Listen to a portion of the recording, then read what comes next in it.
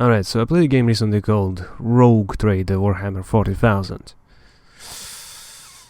Oof, that's what I can say about this game, and truly, I'll cut games in general. Tried Pathfinder, now played this, and with both I can clearly tell that this is a B-team CRPG developer.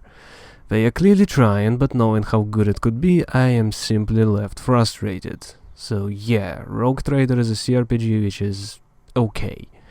If you want a good one, Divinity Original Sin 2 has been discounted many times before. If you already played that, Shadowrun Trilogy is great too. After that I can give more specific recommendations like Age of Decadence, but either way I'd only suggest playing Rogue Trader after playing all of those. Playing and wanting more CRPGs. I suppose you could do worse. What is it about? Grim dark future of 40,000. The player is born to royalty, given a hereditary title and the right to colonize and exploit the vast reaches of a galaxy. Sometimes it involves planetary decisions, sometimes it's negotiating with Xenos, and occasionally it might even involve taking baths with cyborgs who leak oil. Nothing is off the table. What did I enjoy? Early chapters. They are tight and filled with promise of more. Players also given a clear, coherent role, which is they are free to roleplay in any way they see fit. Sometimes erring on the side of heresy, sometimes doing a good deed for the day, and so on and so forth. It's definitely enjoyable, especially with so many different mysteries set up and hinted upon. Also definitely a fan of character introductions. That little cutscene that played when Sister of Battle made it to the player was pretty memorable. Also, I've enjoyed the choices taken. There are definitely a lot, some might say too many for the developer to handle. Anyway, most are fairly irrelevant, like a skill check for inspecting some random doodad, but there are also others, mainly inside the occasional textbook sequences. Those remind me of Pillars of Eternity, especially the second one, where the player is presented with some challenge and they are told what they could possibly do, which might open some paths, give different loot, progress the story in some way. It's all about the style. And that book definitely is very stylish, although I've enjoyed the planetary decisions too. Point is, there are a lot of decisions, and that's what the meat of a CRPG should be. One fairly minor point is, which I also enjoyed, is the tech priests. I found the whole shtick very amusing. Now, how there are moments when the player is told about the machine spirit being unobedient from years of neglect, and perhaps an application of sanctifying oils and reciting of mantras is bound to appease it.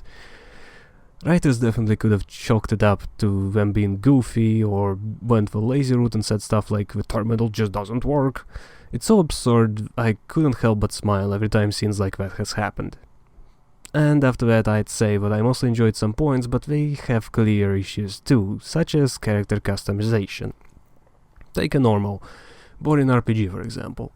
There's usually strength, agility, intelligence, and probably something else. And if they want to be more fancy, there are also stats which are kinda in between, like wisdom or willpower. Player can increase those and sometimes something else becomes better, like melee attacks hit harder. Rogue Trader doesn't really do that, or at least not like that. Levels are divided into 3 classes each character takes. Each of those is 16 levels. Each level has a specific choice given, usually some stats boosted out of like 20 different stats, and a perk out of like 5 bajillion perks. Also sometimes a new skill, which usually gives a buff or debuff to one of those 20 stats or interacts with an ungodly number of perks. Each class leads into another class and gains a separate list of skills and perks. And also different stats are allowed to level each time, so sometimes characters can level intelligence when they get a different class, and intelligence can no longer be picked as a level up option, gimping the character entirely. The classes can also boost different equipment, like soldiers focused on melee with a lot of perks, soldier mainly... okay, whatever, the point is, some classes get their own stuff, and yeah, I don't care, I don't want to read out this whole fucking thing. So this is the tip of an iceberg, and I'm really tired of listing this crap down. Compare the two and guess which one I find more fun. Just take a wild guess here. Okay, complexity is fun sometimes. I adored how Grim Dawn there were so many different stats which I can build around, but there's a middle ground there. Leveling is fairly simple. Just hit one of 3 stats and 1 ability point every single level. Bam, done. Also, the UI isn't just endless lists with paragraphs of text for each and every single goddamn thing. Yet, it's still deep enough to enjoy. It usually got to a point where I was afraid of another level up, because I'd have to trudge through this endless barrage of pointless information yet again with those endless goddamn perks. I mean, I played so many games in my time. I've been playing video games since I was 5, so it's over 2 decades. And too many games to count. And every single time I got a little ding of a level up, I was always a little bit excited. Get that little tiny hit of dopamine telling me to spend the points I just got. Yet, Owlcat somehow managed to kill that. I've never, and I do mean ever, had a level up become unpleasant. It's honestly impressive.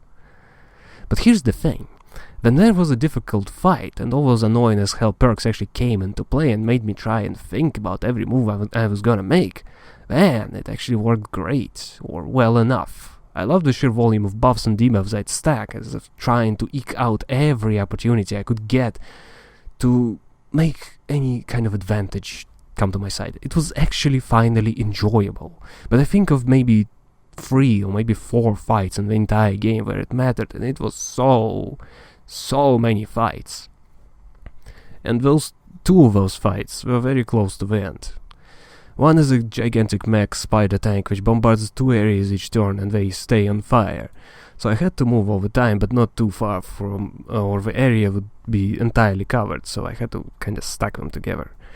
Seems exactly like a WoW boss fight, where you just stay out of the fire and spread the debuffs.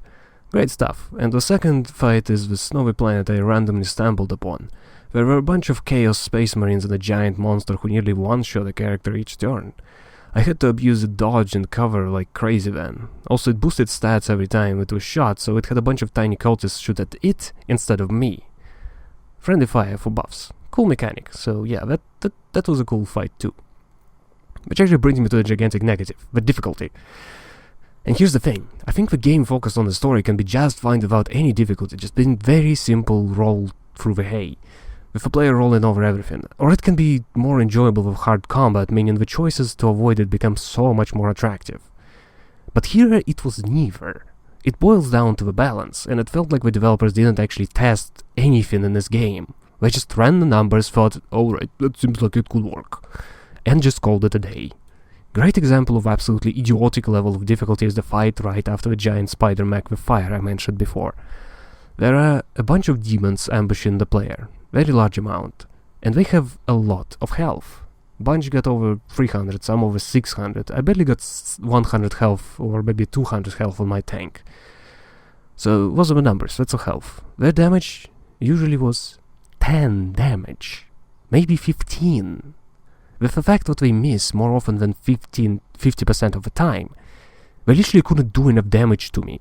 Every character I had ran a perk which recovered a small amount of health every single turn. The demons couldn't break that. It was idiotic. I was just staring at animations for 30 minutes of them running around, throwing fireballs, doing 10 damage, and I'd chase them, waste another 30 minutes, miss a couple of hits, wait some more, but it was torture. Maybe on higher difficulty it was more fun, but I'm not gonna max out the difficulty for some badly designed fights for a possibility of having some fun in the future just to struggle with the fight they actually worked on and tested. By the way, perks are pretty dumb too. Example, there's a perk which makes the first attack in the combat has a lower chance of being dodged. If it hits one, that's it. That's the whole perk. And then there are also perks which, like the one I mentioned above, just free healing every single turn. How do you think which perk sounds better? Which is worth more? Just take a wild guess here. Again, it feels either untested or simply not thought out at all. After that, I'd bring up choices, and I'd be parroting what I've read on Steam here, because it makes such a great example. Spoilers, but who cares? It's not really revealing any twists here. So, in the late game, Footfall, the main trade base, whatever. Footfall gets taken over by a crazy tyrant who eats brains. Yeah, that actually happens. I decide to bring everyone together and try to resolve it peacefully. Dethrone her, and it's all good. It made me talk to a bunch of people, do some skill checks, all that good stuff. That was enjoyable. The previously stuffy, boring characters acting very different, which was an interesting change of pace. So here comes the confrontation. I talk, I argue, and off goes Chorda with her head on her shoulders. All good, but then, the priest, who agreed to help earlier, decides, what the hell is this? Everyone needs to die, ignoring the fact that everything is already resolved. It simply doesn't track. At no point did this character indicate that he'd do this, and nor does he act violent, nor, as it turns out, does he even believe any of the crap he's spouting. I picked up on some of it during earlier dialogue, but I didn't play Chaos, so I didn't get it spelled out. And apparently in Chaos playthrough, it's revealed that Hieronymus is full of it, and simply is in too deep, so he's acting the part of a priest, but he doesn't actually believe into anything. He doesn't believe a thing. Which again means that him saying, oh no, none of you are good enough to uphold the peace of the station. That is utter tripe. Or simply put, the writer got tired and stopped giving a crap, and this is common in a lot of different places. Another more personal example, Marajai. Yeah, actually, now that I think about it, I don't remember his name actually being pronounced. He was just kinda referred as that guy, or just bastard, or whatever else. So yeah, I'm just gonna pronounce how it's written. Anyway, so he starts as an antagonist, and he pretty much stays as an antagonist. But at one point there is an enemy of my enemy is my friend kind of situation, and I went for it. My plan was to tell him to pound sand afterwards. Companions would complain, but I had let him go unscathed, because I made a deal, I'm an honorable rogue trader. Only that option never popped up. Hell, I'm not even sure I could have stabbed him in the back. In fact, I accidentally did. I killed him with friendly fire during the fight. He joins my side, then poof goes the lightning into his space elf arse. Yet he stands up like we are buddies, and he keeps acting like that, on and on and on and on until we get back to the ship. And that's a pretty long time. That's a very long chapter there. And I couldn't tell him to go die in a fire before that. Hell, I couldn't even insult him. Best thing I could do is refuse his requests. And I did, and I'm sure other people will want to play this differently, probably just kill the bastard, but I wanted him to suffer. And wasn't really given an option to. Hell, I wasn't even given an option to get rid of him on the way. What the hell kind of writing is that? Meanwhile, every companion who worked tirelessly before that got into a horrible situation because of me. All of those people? Yeah, option to get rid of them appeared multiple goddamn times. What the hell even is that? What were you thinking, Owlcat? And yes, I'm addressing the company as if it's a single person. I know it sounds silly, but I don't care. There was also another very frustrating moment. Once Juliet joins. Juliet. She has a very strange name.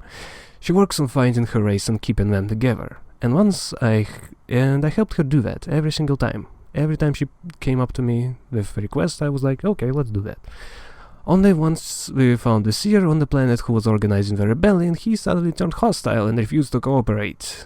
Same with rebels, actually. Even after the leader was dead, there was a bunch of random armies I could still fight. No option to lay down the arms, no option to go non-lethal, no option to talk it out.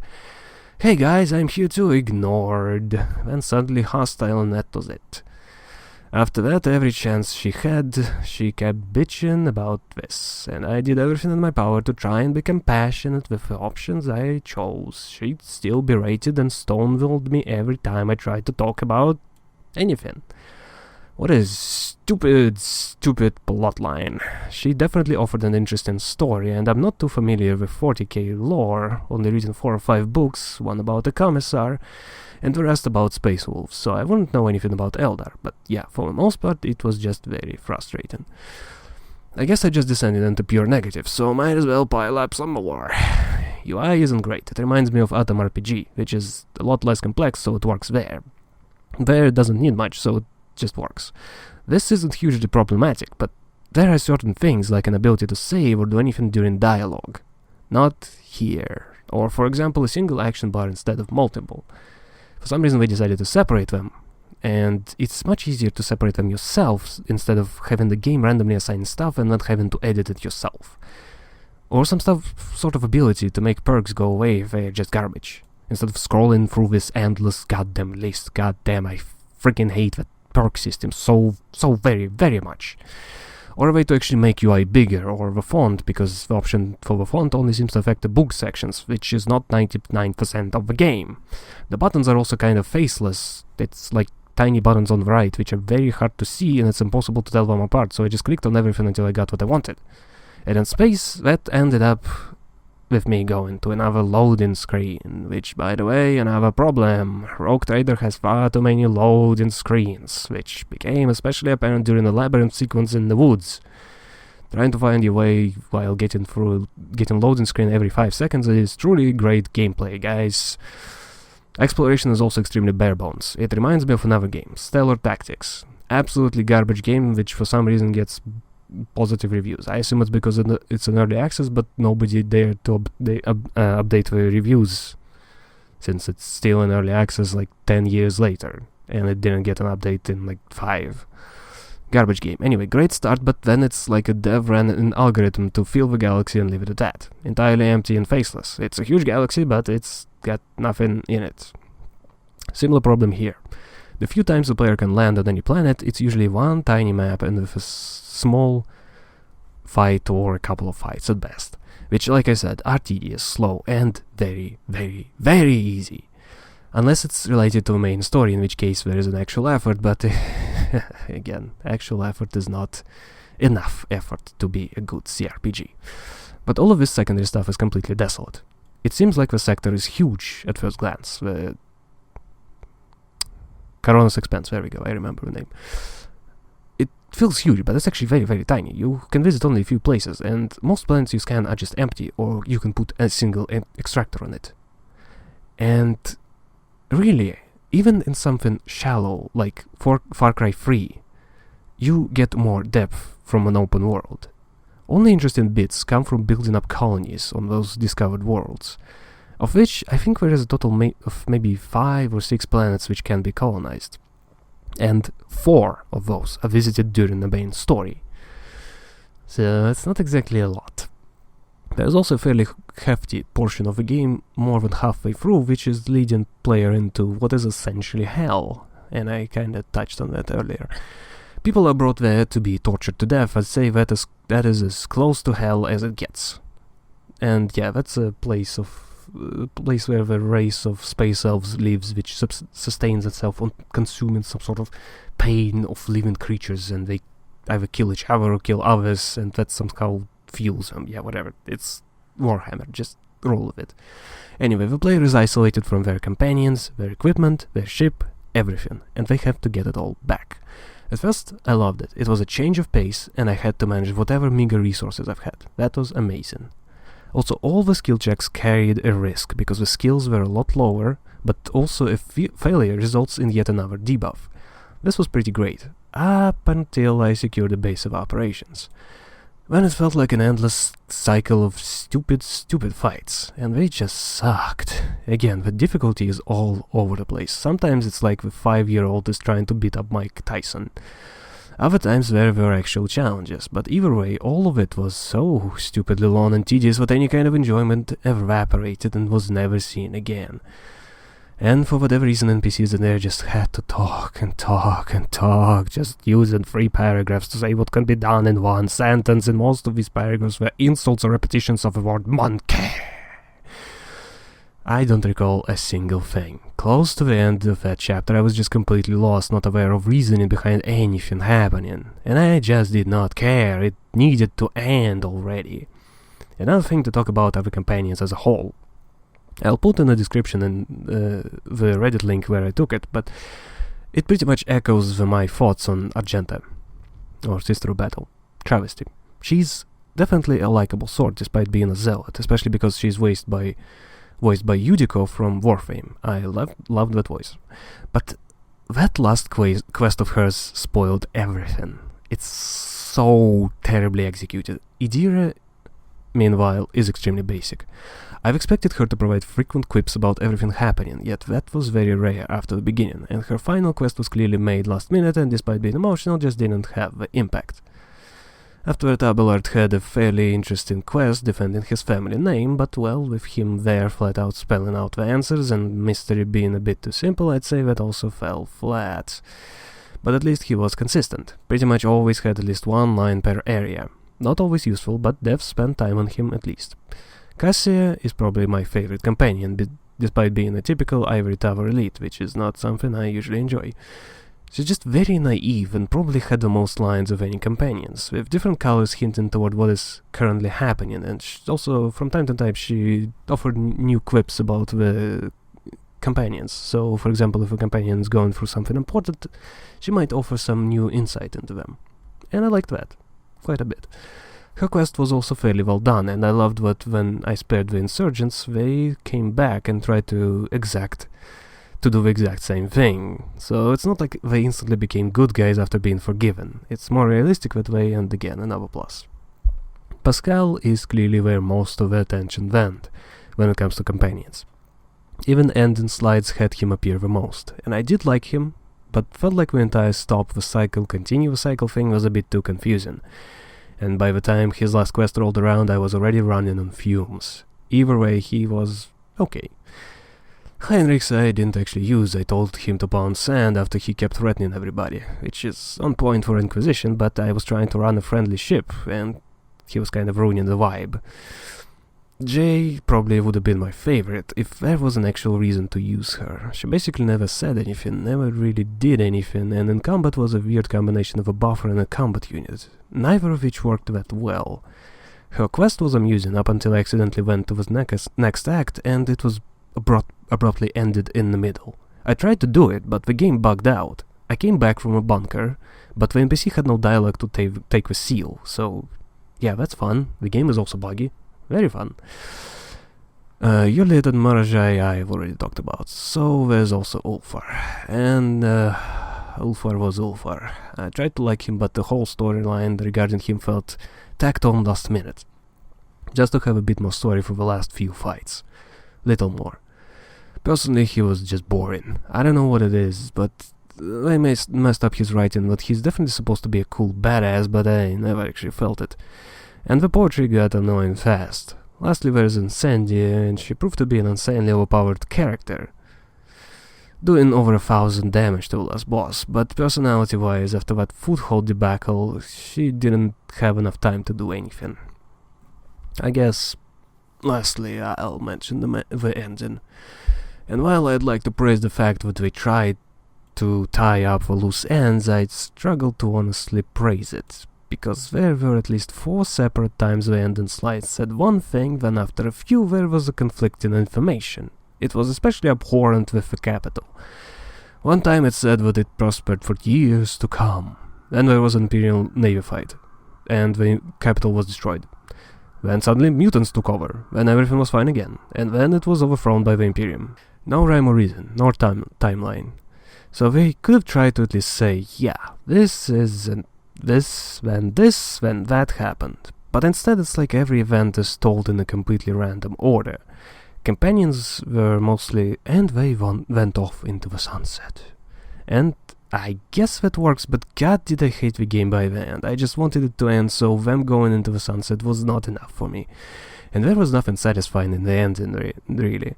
Especially because every single slide went, you did well, and everyone loved you. But when 5 minutes passed and everything devolved into heresy and everyone died in misery. I mean, 40k, grimdark, sure, but it felt like a juvenile prank. Like writing and everyone... Right, like writing, and then everyone died. The end. It's stupid. Honestly, the more I played Rogue Trader, the more I wanted to play a good CRPG. Like Divinity Original Sin 2.